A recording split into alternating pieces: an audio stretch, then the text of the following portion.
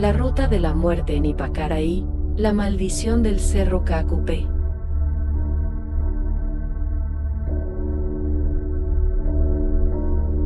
Cerro Cacupé. Desde el Curuzú peregrino enclavado en lo alto del Cerro Cacupé kilómetro 48, hasta el kilómetro 42 de la Ruta 2 que separa las compañías de Uguau y Pedroso. La muerte se desliza en la peligrosa pendiente cobrándose la vida de cientos de compatriotas entre automovilistas, transportistas, pasajeros y transeúntes.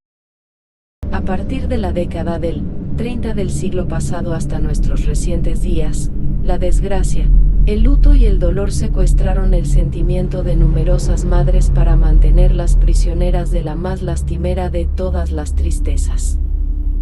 Las cruces al costado del camino señalizan el escenario de los fatales desenlaces. Existen lugares en donde pocos metros de suelo albergan 11 o 15 cruces casi enclavados uno sobre otro, como recordando que los accidentes se cobraron tal cantidad de víctimas fatales en un solo día. Así sucesivamente a lo largo de la bajada del cerro, más de 200 curuzupaños revolotean al viento reclamando poseer el macabro récord de constituir el lugar más peligroso del país, convirtiéndose en la ruta de la muerte.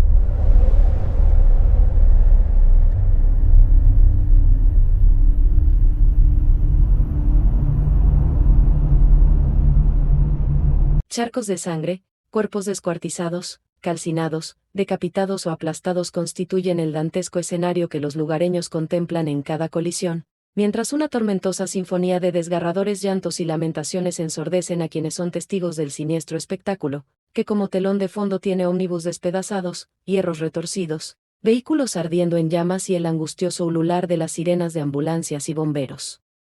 Es como si la mismísima muerte tuviera su despacho en ese lugar y cobrara un selectivo y criminal peaje a quienes transitan por esa zona del país. Otro accidente en el tramo de Pedroso, allí sobre Ruta 2. Son imágenes de la Comisión Vecinal de Ipacaraí, Pablito Yeré, precisamente las que estamos observando del momento exacto en el que se produce el accidente. Un camión que trasladaba 7.000 ladrillos. Ahí está. Impresionante la velocidad.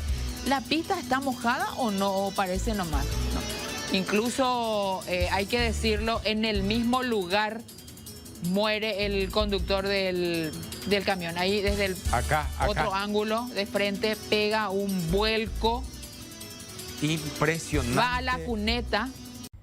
Una mujer perdió la vida anoche en un accidente de tránsito en un lugar ya hasta se diría clásico para eventos de este tipo que cuestan vidas, en el kilómetro 46, Pedroso, al inicio del Cerro de Cacupé.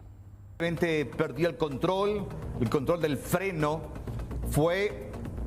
ahí está, volcó, embistió, y la información nos habla también, estas imágenes también hacen referencia a que habría un fallecido. Pero vamos a compartir la identidad de estas personas fallecidas que hasta el momento la Policía Nacional pudo identificar a solamente 3. Y es Jazmín Marité Cristaldo Méndez, de 25 años, domiciliada en Ipacaraí. Hugo Alberto Cristaldo Benítez, una persona de 50 años, domiciliado en la ciudad de Asunción. Y la tercera persona identificada como fallecida, hablamos de Roger Iván Estigarribia Escobar, paraguayo, soltero de 24 años, domiciliado en la ciudad de Asunción. Hasta el momento, 5 fallecidos confirmados, 3 personas identificadas. ¿Qué fue lo que ocurrió? ¿Cómo ocurrió este hecho?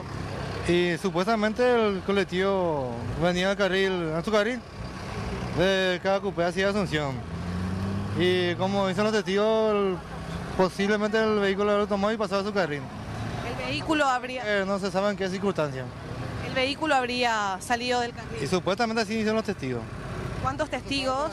Varias personas vieron... Varias personas que estaban en el lugar. ¿Hace cuánto tiempo ocurrió? Hace 1 hora y media por ahí. 1 hora y media aproximadamente. Así mismo. ¿Hay una persona fallecida? Una persona fallecida que está atrapada todavía dentro del habitáculo del vehículo. Pedroso, ruta Sí. que ya ustedes conocen. Yehuma. Kilómetro 46. El compañero Alex está allí porque hablaban de, entiendo, no sé si muchos heridos, Alex, un transporte público, uno de los protagonistas. No hace más de una semana reportábamos un accidente grave en la zona de obras, ahí en la compañía de Pedroso. Y hoy de vuelta estamos hablando de un hecho sumamente grave. Volcó un vehículo que traía aparentemente, o por lo que uno observa, ladrillos, imagino yo, de la ciudad de Tomatía, María. Para ser más preciso, nomás Marce, el 8 de agosto pasado volcaba un camión que transportaba cal ahí en la zona. Nuevamente se produjo un aparatoso y grave accidente en la zona de Pedroso, un tramo muy conocido como la Ruta de la Muerte. Poco después de culminar la misa de Cacupé esta mañana, 3 colectivos colisionaron, dejando como saldo más de 20 personas heridas.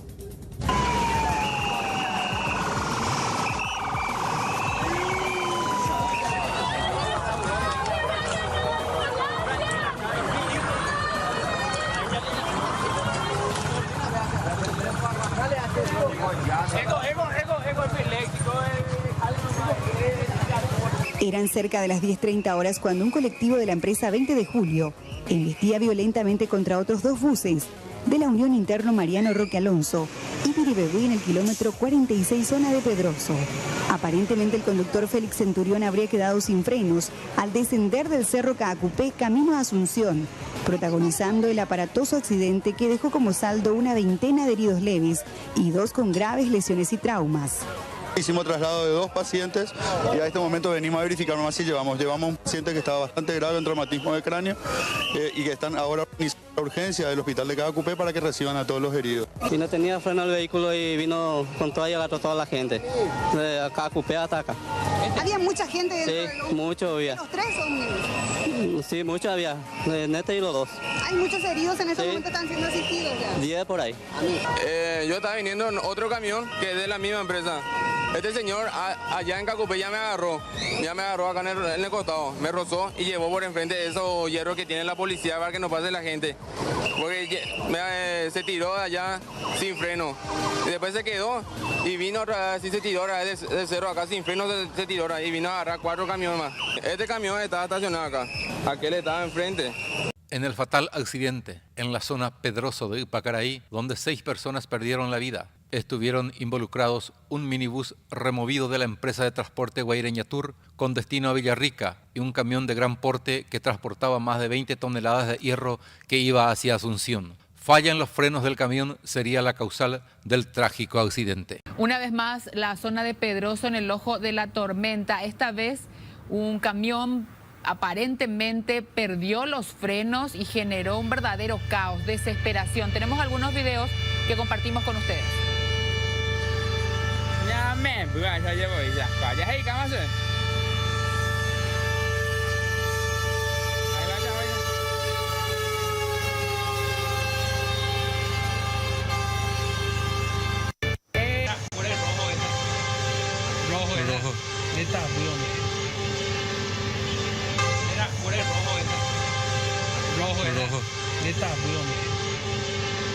Ahí cerca, bajando Caacupé hacia la zona de Ipacaraí, y vi la rampa de frenado.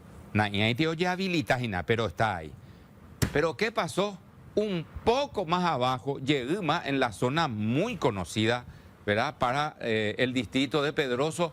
Aquí están las imágenes. Un nuevo accidente de tránsito. Julián, contanos un poquito, porque estamos viendo este vehículo enorme, un camión grande, de gran porte, lleva.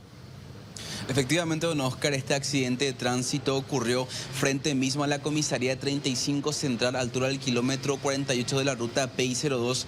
Y de acuerdo al informe de la policía, el camión de transporte blanco que iba con dirección a Asunción supuestamente perdió el control luego de que otro vehículo que iba frente a él realizara una mala maniobra. A raíz de esto es que el vehículo perdió el control, impactó contra una ambulancia con un paciente dentro, posteriormente chocó contra otro camión de menor porte y finalmente terminó colisionando contra esta vivienda.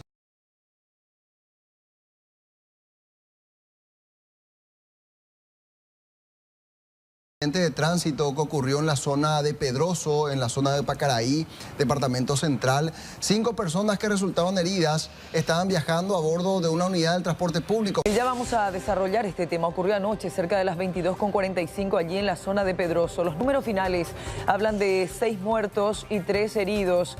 Los vecinos de la zona viven atemorizados debido a los constantes accidentes en ese lugar.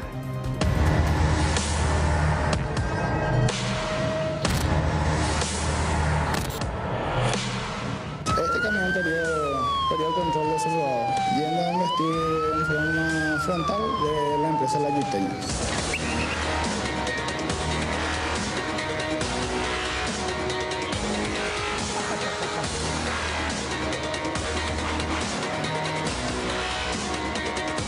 Tragedia en Pedroso. Cerca de las 23 horas de este miércoles, una Scania que transportaba un pesado cargamento de hierro chocó casi de frente a un minibús de la empresa Guaireña Tour, a la altura del kilómetro 44 en Caacupé. El chofer que dirigía el camión fue identificado como Juan Miranda y, según las expresiones de su acompañante, viajaban con problemas en los frenos, por lo que poco antes de la bajada del cerro colocaron tacos de madera en un intento de reparar esta situación. Pero apenas fueron sacados de abajo de las ruedas, el vehículo de gran porte comenzó una alocada carrera que ya ni siquiera permitió al copiloto subir a la cabina. Las imágenes revelan la violencia del impacto en el trágico accidente que se produjo en las primeras horas de esta madrugada. Según los agentes, 4 personas iban a bordo de la camioneta Toyota tipo Hilux. La imprudencia y la alta velocidad habrían ocasionado que el conductor pierda el control del rodado, que terminó completamente volcado tras dar varias vueltas al aire. En el percance resultó víctima fatal una de las acompañantes. Todos los ocupantes no contaban con sus documentos de identidad y, según los intervinientes, se presume que serían menores.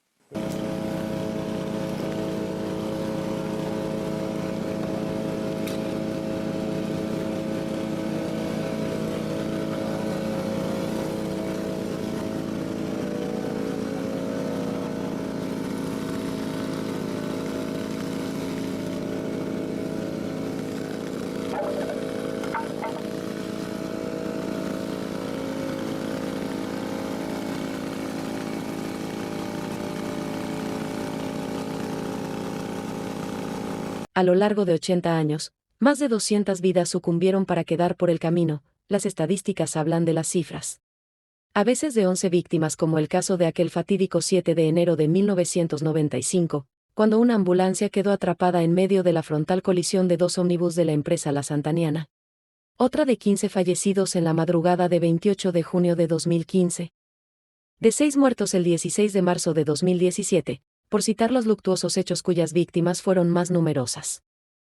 Y así sucesivamente, matando de a 1, de a 2, 3 o 4, el quinto jinete fue alzándose con trofeos simbolizados por la vida truncada violentamente en los percances ruteros, transeúntes atropellados o incluso a través de la sed, como es el caso del niño Pablo Gatti, quien en el año 1945 y contando con solo 9 meses murió mientras acompañaba a su madre en su peregrinaje a Caacupé. El lugar exacto en donde aquel niño murió de sed está en el KM 42, donde ahora una generosa fuente ofrece agua a quienes transitan por ahí y en cuyo homenaje lo llaman el Curuzú Pablito. La desgracia en persona, parapetada en la zona, hecha aguante a todo lo necesario para cumplir su cometido, no importa cómo, siempre está acechante en busca de víctimas. El 19 de abril de 2017 desmoronó la pared del cerro intentando asesinar a cualquiera al azar. Otras veces se divierte arrancando de raíz colosales el eucaliptus para que aplasten en la madrugada a automovilistas, como el caso del malogrado Gabriel Gabo y compañía, quienes en vísperas de la Navidad del año 2015 fueron blancos de aquel acontecimiento en donde incluso se puede culpar a la mala suerte, pues para que suceda lo que pasó, las probabilidades son de 1 en 1000.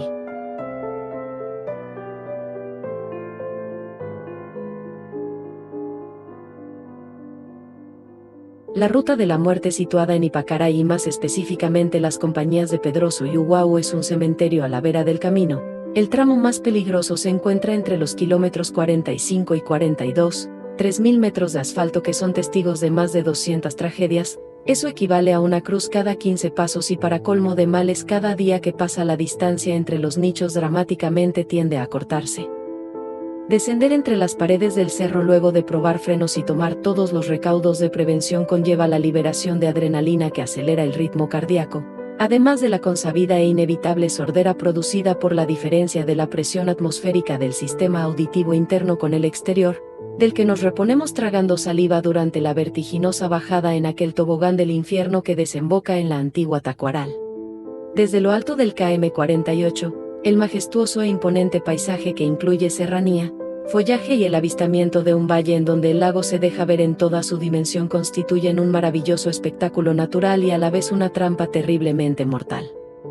Los pobladores de la zona se preguntan, luego de 80 años y con tantas víctimas, a pesar de las precauciones, ¿por qué la gente sigue muriendo? ¿Por qué los vehículos se despedazan con tanta furia y violencia hasta casi desintegrarse?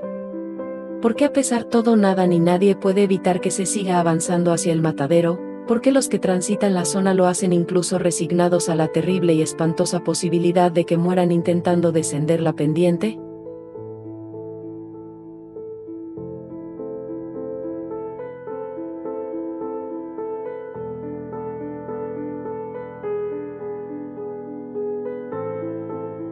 A propósito, hace varios años unos amigos míos, el médico Eladio Pérez y el médico Quiri me habían hablado de una antigua maldición que merodea la zona y que atraído por aquello, el mismísimo diablo se apersonó al lugar en donde degolló un macho cabrío y mientras veía como el hilo de sangre del carnero iba cuesta abajo sentenció maldiciendo, habrá tantas muertes como cantidad de gotas de sangre de este sacrificio. Desde entonces el luto y el dolor se enseñorearon al pie del cerro que, paradójicamente representa el sacrificio de la religiosidad y cristiandad paraguaya. Aquel relato me erizó la piel, de inmediato me transportó a un lejano tiempo y trajo a mi memoria lo que Adolfo Atencio Mancini, el popular Pacho Moyano afirmaba frecuentemente diciendo, Ipacaraí pena y porimo ahí añoa, morayún y tecopora aracaebe porque cerro peojotae de gola a cuepete y carnero macho augioje y coabota peta batacuaralpe. Lo afirmado por Pacho Moyano es conocido por varias personas en Ipacaraí, pero todos pensábamos que aquello no era más que una fantasía y que supuestamente fue realizada en la cumbre del KM35. Jamás imaginamos que en realidad aquel sacrificio, aparte de ser verídico, fue en el extremo opuesto de la ciudad, el KM45 en las faldas del cerro Caacupé. Pero qué acontecimiento posibilitó y acunó el engendro de la maldición que terminó atrayendo al mismísimo diablo, qué tenebroso secreto encierra ese lugar. Ahí la realidad supera a la ficción y ya nada sorprende, lo único que al menos hasta ahora no sucedió es que un avión colisione por el cerro, dijo una preocupada vecina, pero el tiempo juega a favor y existe la posibilidad de que suceda en cualquier momento.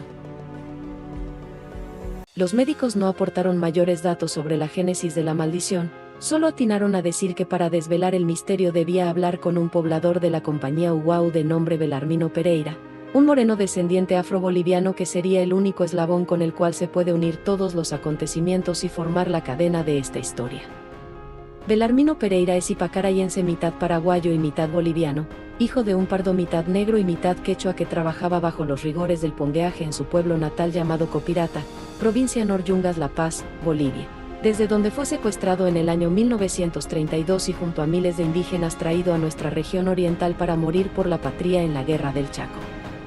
Ya convertido en soldado boliviano, el padre de Belarmino fue tomado prisionero en Campo Vía en el año 1932, estuvo cautivo en Izatí, Tacumbú, en el leprosorio de Zapucay y luego en la cantera de Ipacaraí.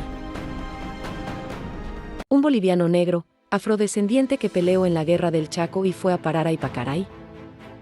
Breve antecedente histórico. En efecto, además de los afrobolivianos, 20.000 indígenas participaron de aquella confrontación bélica. En 3 años de combate 32.000 bolivianos murieron, 2.000 desaparecieron y 20.000 fueron hechos prisioneros. Entre ellos el padre de nuestro compueblano Belarmino, este último actualmente reside en la compañía Uguau Ipacaraí. Bolivia cuenta con 32 pueblos originarios además de los afrobolivianos. En el año 1544 los españoles descubrieron plata en el Cerro Rico de la ciudad de Potosí. Los conquistadores comenzaron obligando a los quechuas y aymaras a trabajar en las minas, pero la salud de los nativos se debilitaban y morían rápidamente. Entonces, para solucionar el pequeño inconveniente de la muerte masiva de los originarios de la tierra, a mediados del año 1600 los adueñados de las minas comenzaron a importar negros desde las Antillas o directamente desde el Congo y Angola a África, utilizándolos como esclavos en las minas de plata.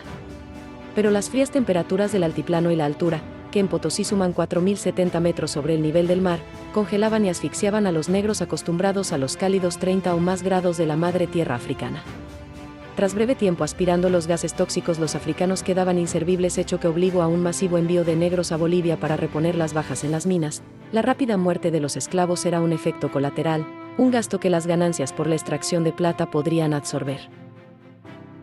Se calcula que 8 millones de indígenas y negros murieron como producto de la codicia española en las minas de Bolivia durante 300 años.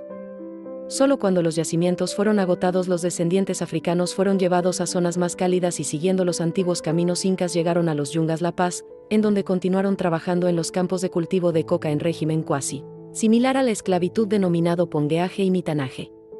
Recién en el año 1953, mediante el decreto N. 3464 se abolió el pongueaje y el mitanaje, que liberó al afroboliviano de una esclavitud que lo sometió durante 353 años. El pongueaje era un sistema de servidumbre y trabajo sin paga en donde el afrodescendiente era libre, pero trabajaba explotado a cambio de comida sin que nadie respete los derechos que desde luego no tenía. En otras palabras, y en los hechos continuaba siendo un esclavo comparativamente hablando. Es un régimen similar al que sometía al mensú en los yerbales del Ibai Tiruzú. Retomando nuestro relato, el padre de Belarmino Pereira fue secuestrado por los militares del gobierno boliviano, le vistieron con un uniforme, le dieron un fusil y lo mandaron a pelear por una patria que no era la suya y que siempre lo explotó a él y sus antepasados.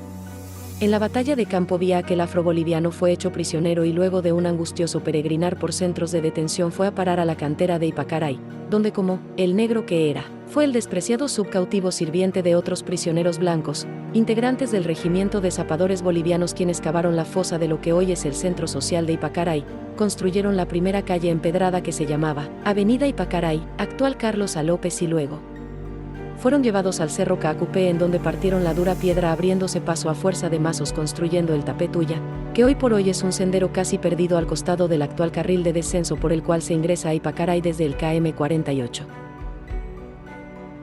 El miserable linaje de Belarmino Pereira constituye el relato de la desgraciada historia escrita durante de 350 años como víctimas de la barbarie y el brutal sufrimiento. Su padre fue un pardo mitad negro mitad quechua, arrancado de su familia para pelear una guerra que no era suya y por el cual terminó prisionero y haciendo trabajos forzados a cientos de kilómetros de su casucha. El padre de Belarmino fue hijo de esclavos, nieto de esclavos, bisnieto de esclavos, tátara, nieto de esclavos, y así sucesivamente, retrocediendo en el tiempo. Todo su tronco genealógico fue ultrajado y obligado al martirio desde el año 1600, cuando traficantes de esclavos fueron a la lejana madre África a comprarlos a precio de banana y traerlos a trabajar hasta morir en la colonizada y evangelizada América, SIC. El comercio de negros se inició cuando la guerra entre tribus del África producían gran cantidad de prisioneros. Como alimentarlos resultaba oneroso, prefirieron venderlos o regalarlos a los portugueses para librarse eternamente del enemigo. Al principio los esclavos eran consecuencia de la guerra, luego se invirtieron los valores y como aquello resultó lucrativo, la guerra fue consecuencia del negocio de la esclavitud.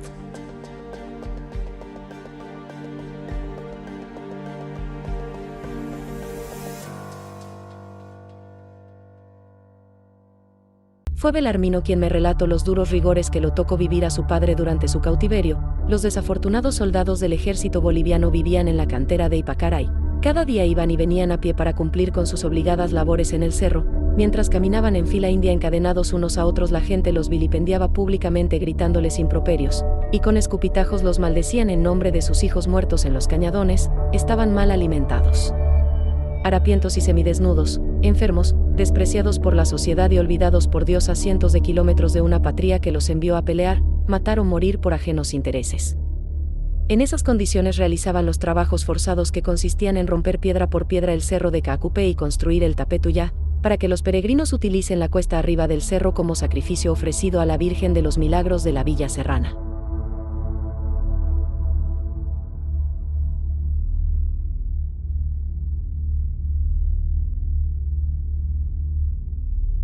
El cerro de Caacupé, dijo Belarmino, es un colosal monumento al martirio de seres humanos. Cada vez que el pico o el mazo golpeaban la dura roca, el atroz sufrimiento de los soldados era descargado como un rayo. En toda su extensión el Tapetuyá está cargado con la negativa energía de los ahí cautivos. Ya en Ipacaray, kilómetro 46 Cerro Caacupé, aquel soldado prisionero despreciado en el hostil territorio del enemigo, se desvaneció rompiendo la dura piedra mientras el sol le producía insolación, cayó al suelo golpeando su rostro contra el mazo y antes de siquiera poder gemir de dolor, el violento culatazo de fusil del guardia que lo vigilaba le obligó a seguir trabajando de rodillas pues no tenía fuerzas para mantenerse en pie. En ese preciso instante el pongo soldado prisionero renegó de su suerte, invocó la memoria de todos sus antepasados, como devoto del sincretismo de la santería que sus antecesores habían traído del África, conjuró a las entidades de su creencia y maldijo el cerro en el que era obligado a trabajar y mientras se desgarraba los harapos que le servían de ropa gritó: ¿Dónde está la piedad del Dios que creó al hombre a su imagen y semejanza? ¿Dónde está la promesa de que todos somos iguales a sus ojos? Porque yo soy un prisionero esclavo obligado a trabajar hasta el fin de mis fuerzas para construir la ruta en donde los devotos han de peregrinar junto a la Madre de Dios para pagar sus promesas, y mis plegarias, y mis sueños, y mi clamor, y mis ansias de libertad. En nombre de mi ancestral dolor condeno esta tierra. En ese preciso instante una negra nube de tormenta se abalanzó sobre la cumbre del lugar y el agua de lluvia hizo que se desmorone las rocas que cayeron al suelo cobrándose su primera víctima, el soldado que hacía de guardia y culateó al padre de Belarmino. Invoca al diablo y aparecerá, dice un dicho. Cuando el tapetu ya fue construido el maligno observaba segundo a segundo las labores encaradas, estaba enfurecido por lo que aquel sendero iba a constituir, la ruta del sacrificio. La devoción y la muestra de fe de cientos de miles de paraguayos a la Virgen María, la humana de carne y hueso madre del Hijo de Dios, la humana que sin pasar por el purgatorio fue ascendida para convertirse en la reina del cielo, el mismo cielo desde donde él, Lucifer, quien en su génesis fue un angelical ser de luz, fue expulsado y arrojado al abismo. Por eso cuando el padre de Belarmino maldijo su desgraciada situación, abrió una brecha en el portal de las dimensiones y la antigua serpiente acudió de inmediato, se solidarizó con él y aprovechando la descomunal usina de energía negativa ahí generaba, desde entonces se parapetó en el lugar persiguiendo a los que transitan por el sendero de la devoción cristiana a la Virgencita Azul de Caacupé. Lo que motiva tantos accidentes en esta parte del país se denomina la venganza boliviana, dijo Belarmino. Es el karma de los prisioneros, una negra energía que aún continúa prisionera en el Cerro Caacupé. La venganza boliviana, ¿es posible que el sufrimiento humano desencadene ese tipo de acontecimientos? Pregunte. Claro que sí, dijo Belarmino, el caso nuestro no es el único, de hecho existe uno similar en Bolivia pero aún más devastadora, si le interesa le voy a relatar brevemente la historia. Al igual que el ejército boliviano en campaña durante la Guerra del Chaco, el ejército paraguayo también tuvo sus bajas, heridos, desaparecidos y prisioneros. Los prisioneros de guerra paraguayos no tuvieron mejor suerte que los cautivos en Ipacaray, fueron llevados a la región de los Yungas La Paz, Bolivia, en donde también trabajaron obligados construyendo una carretera de 80 kilómetros en el antiguo camino inca en medio de la selva, la tristemente célebre Carretera de la Muerte, por mucho tiempo único camino de acceso desde La Paz hasta la Amazonía. La carretera de los Yungas fue considerada por el Banco Interamericano de Desarrollo como la más peligrosa del mundo, con un carril de apenas 3 metros serpenteando al costado de la serranía en donde los abismos tienen hasta 800 metros de profundidad y al fondo de todo el caudaloso río Unduabi bordea la cordillera, rematando y arrastrando hacia sus profundidades a los por milagro lograran sobrevivir a la caída. Caer al abismo inexorablemente representa morir debido a lo pronunciado de las pendientes que hacen dificultosamente penetrable del sector. Los vehículos que caen al vacío tardan mucho tiempo en ser rescatados, y cuando eso sucede, los cuerpos ya están reducidos a esqueletos. Incluso la zona era utilizada por sicarios de la dictadura militar para arrojar al vacío a opositores al gobierno. Por ello en lo alto se encuentra una plaqueta dedicada a los mártires por la democracia, en alusión a 5 líderes políticos que murieron ahí en el año 1944. La Carretera de la Muerte de los Yungas, antes de ser clausurada se cobraba la vida de 100 personas al año, pero en una ocasión, el 24 de junio de 1983 la cifra de muerte anual se produjo en un solo día, cuando un ómnibus se desbarrancó cayendo al cañón en donde murieron 100 personas en lo que fue el peor accidente automovilístico de Bolivia. Como aquella carretera fue construida por prisioneros de guerra paraguayos, los lugareños atribuyen las muertes a una maldición y lo llaman la venganza paraguaya. 100 muertes por año equivalen a más de 9.000 víctimas desde que se construyó la carretera en la década del 30. 80 años de terror en los precipicios de los Yungas han dado origen a numerosas leyendas de fantasmas, las cruces abundan en el camino contribuyendo lúgubremente a la temible fama del trayecto. Son numerosos los choferes que afirman haber visto las apariciones al borde del barranco, algunos incluso manifiestan que en medio del frío, la oscuridad y la espesa niebla detuvieron sus vehículos para dar carona a Cholitas, mujer indígena, campesina con el típico sombrero tipo bombín borsalino, /diagonal o paisanos que a altas horas de la noche misteriosamente se encontraban parados cerca del precipicio. Estas apariciones incluso abordaban los vehículos para pedir ser llevados hasta donde se encuentra una cruz, en donde descienden para perderse en la nada y dar el susto de su vida a los conductores. La carretera de los Yungas en Bolivia, el Tapetuya junto al tramo desde el kilómetro 48 hasta el kilómetro 42 en Ipacaraí son hermanas gemelas, dijo Belarmino, fueron engendradas y amamantadas por la misma madre, la guerra, ambas son llamadas la ruta de la muerte, ambas fueron construidas por prisioneros de guerra, ambas están maldecidos, ambas se cobran vidas humanas, y ambas tienen la misma peculiaridad, las apariciones y extraños fenómenos paranormales. Pero el caso paraguayo de Ipacarayense tiene una macabra singularidad, el mismo diablo frecuenta la zona. Nunca se debe olvidar que al llamar la atención de Dios también se llama la atención de Satanás, quien segundo a segundo persecula celulorum está acechante como enemigo del género humano. Cada año cientos de miles de paraguayos recorren este trayecto para venerar a la imagen que tiene su altar en la Basílica de Caacupé. Por supuesto que la multitudinaria procesión de fieles también llama la atención del maligno, quien no se quedará de brazos cruzados mientras todo eso ocurre. Por otro lado, tantas muertes violentas, tantos accidentes, tantas vidas truncadas como quien dice, antes de tiempo, crearon un efecto colateral y fantasmagórico al que los lugareños le otorgan cierta credibilidad. El diablo quiere desalentar la devoción de la cristiandad paraguaya, aborrece el sacrificio de la peregrinación, por ello cada vez que puede, mete la cola profanando la sagrada ruta de los promeseros. Contemplar los promeseros subir el cerro Caacupé a pagar una promesa representa un gran sufrimiento para las fuerzas del infierno, por eso están aquí para intentar vengarse. No se trata de fantasmas, pues los fantasmas son figuras por lo general incorpóreas, irreales y hasta si se quiere fantásticas que aparecen para infundir terror. Se trata de otro tipo de manifestaciones. Basta con hablar con los vecinos de Pedroso y Uguau para confirmar lo que digo. Aquí, aparte de los graves accidentes, estamos acostumbrados a las apariciones de entes sobrenaturales. Cuando hay amenaza de tormentas es común escuchar llantos, gritos de dolor, ruidos de colisión e incluso ver llamas que se encienden y apagan en la nada, constituyen el eco de los espectros, del sufrimiento que les tocó vivir a las víctimas. Según Belarmino Pereira, quien es un santero seguidor de las creencias que su padre heredó de sus antepasados yoruba, afrobolivianos, las almas de las inocentes víctimas de la muerte fueron ascendidas y hoy son seres de luz que guiados por ángeles custodian el lugar brindando auxilio a los transeúntes de manera a disminuir el número de potenciales víctimas. Para suerte nuestra, continuó diciendo, esto ya no es solo un territorio en donde el mal hace lo que quiere, desde el cielo han bajado ángeles que ayudados por las almas de los que aquí murieron resisten en este campo de batalla, se está librando la eterna lucha entre el bien y el mal. De no ser por la intersección de fuerzas celestiales, las víctimas de la carretera de la muerte serían mucho más. Las personas que murieron víctimas de la emboscada que la maldición les tendió sucumbieron a destiempo, en el libro del cielo aún no les había llegado la hora. Desde luego eso constituyen espiritualmente hablando una gran injusticia porque solo el Creador debería decir basta, el reino celestial está en deuda con algunos de los aquí caídos, pero por supuesto no se los puede resucitar pues eso crearía un revuelo mundial. Por esa razón algunos fallecidos integran una fuerza celestial al pie del cerro, no son ángeles pues la orden angelical fue creada por Dios en el origen de todo, pero si son algo más que santos, son seres de luz que guían y protegen a los hombres pudiendo incluso tomar contacto en este plano, eso no significa que intervengan en el libre albedrío, al contrario, lo garantizan salvando de las garras de la muerte a quienes no deben morir aún. Los casos más emblemáticos lo constituyen el alma de Pablo Gatti, quien en el año 1945 y con tan solo 9 meses murió de sed en el kilómetro 42 mientras acompañaba a su madre camino a Caacupé a pagar una promesa. El otro caso que incluso fue avistado en varias ocasiones es el de un ser de luz a quien llaman ñoño, el alma de un joven mecánico de 27 años llamado Blas Antonio Cañete Moreno, quien el 1 de mayo de 2007 perdió la vida en un percance en el KM46. Para acabar con la vida de estas dos personas, la maldición del cerro se introdujo directamente en el plano mundano incidiendo en el libre albedrío, algo no permitido a los seres espirituales.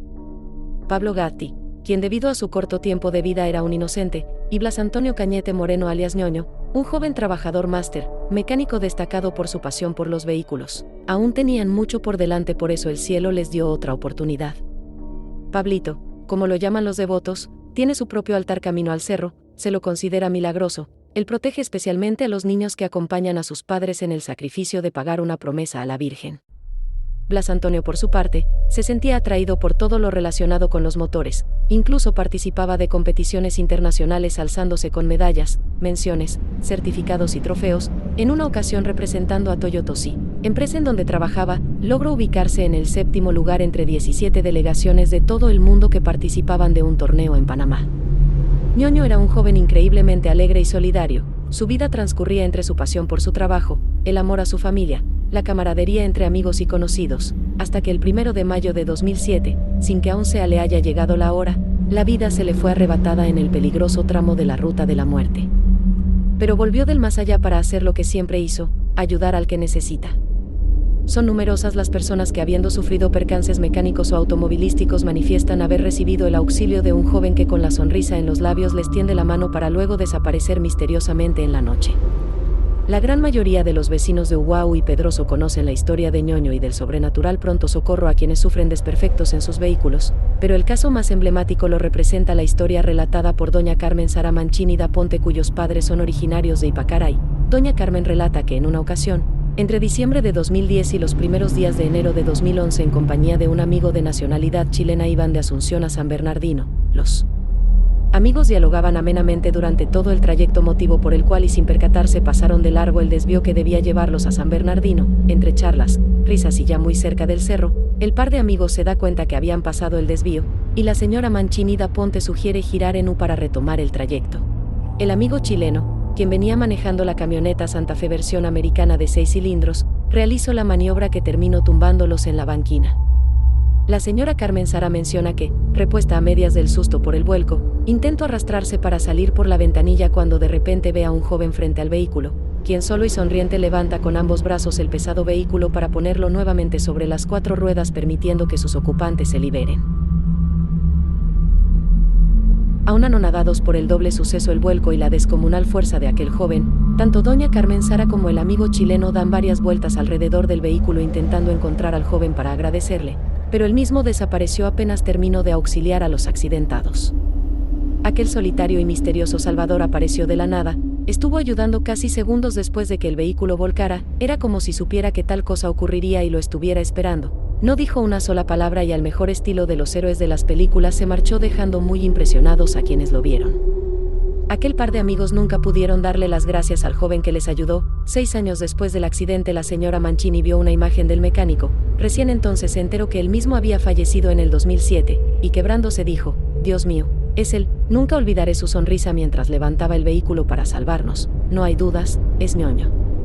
Relatos de esta naturaleza generan todo tipo de reacciones, dijo Belarmino. Algunos son completamente escépticos a estas creencias, otros lo malinterpretan y creen que se tratan de fantasmas. Son muy pocos los que comprenden cabalmente la situación generada y vivida al pie del cerro. Lo que aquí sucede no constituye un hecho aislado. Nada en el mundo sucede al azar.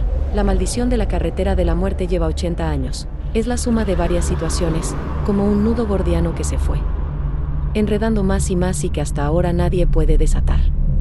La única forma de revertir la maldición es que, primero y antes que nada, que algunos pillos no continúen rapiñando los despojos de los caídos en desgracia en los accidentes, porque esto envilece al género humano. Segundo y primordial, la misma cantidad de peregrinantes que cada año van a Caacupé inviertan su recorrido llevando a la Tupaci en andas, que partan desde la basílica y desciendan el cerro pidiendo perdón a las almas de los ahí alguna vez cautivos. Así la negra energía será desprendida de las paredes del cerro y desintegradas bajo los pies de los devotos de la Virgen.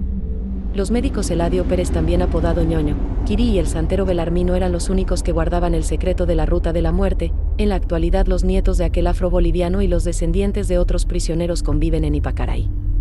Algunos tenemos la piel muy oscura, eso debe a nuestro pasado africano y sus penurias como esclavos de un imperio colonizador, dijo. A los descendientes de los pueblos originarios se los puede identificar fácilmente, pues tienen cara de jarrón incaico, de artesanía prehispánica, acotó de manera bromistamente jocosa. Y también están los blancos. Actualmente todos somos paraguayos, pero alguna vez fuimos bolivianos en una tierra muy hostil que luego terminó siendo nuestro hogar. Hoy preferimos olvidar, no nuestros orígenes, sino aquella gran injusticia cometida en ambos bandos. Los pobres hijos de la tierra fueron obligados a matar para no morir en una guerra de poderosos, terminó diciendo Belarmino Pereira.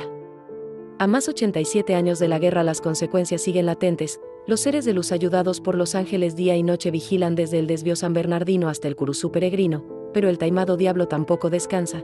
Por eso a menudo da su zarpazo y los medios periodísticos reportan los hechos como si se tratara de lamentables accidentes. Son pocos quienes saben la verdad. de que en realidad constituyen las bajas de la milenaria guerra entre el bien y el mal cuyo campo de batalla se sitúa a lo largo de la ruta de la muerte en Ipacaraí.